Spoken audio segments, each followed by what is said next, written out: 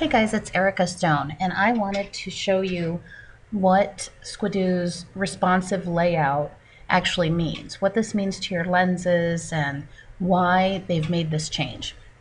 So I have a Firefox browser up, and I'm looking at one of my lenses that has not been fixed for responsive layout.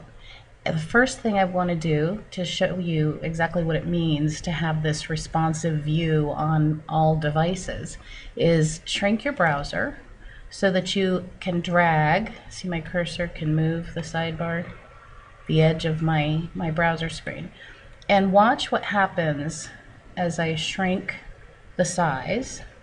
My code, my text here, of course, lengthens, so it's still viewable in the window, but my images start to drop. I have 3 in the row, now I have 2 with an oddball by itself on the second row. And the other thing that happens is I see no sidebar, no Squidoo sidebar here, but as I move the edge out, the images come back up to fill the space, and if I continue moving, the sidebar, a gray area, will pop into this side view. See, now I have a sidebar. Now I don't. Now I do. When this size is selected, there's just a lot of white space next to your images, but that's not the case if the screen size is smaller. So that's what this responsive design does, is it's changing the layout. It's dynamic and fluid and changing it based on what screen size is selected. Now here is a lens with a test module. This is Leaf's lens showing what you can do with responsive coding to handle the images and stop them from rolling to the next size, or the next row.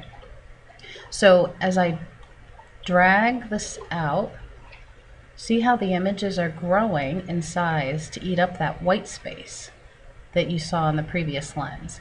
And then when I reach this point, the sidebar area comes back into play and the images are again resized to fit the allotted content area. So no sidebar, big images filling up the space. Sidebar comes in, images shrink and they still fill in the space.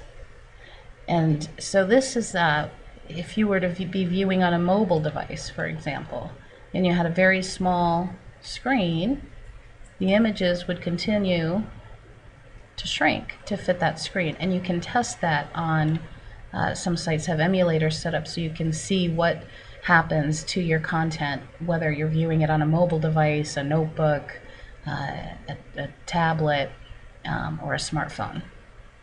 So that's what's happening. They're changing the layout of the screen as you move along, and that sidebar goes away, moves to the bottom of the lens until you're viewing on a larger device, and then the sidebar comes back in.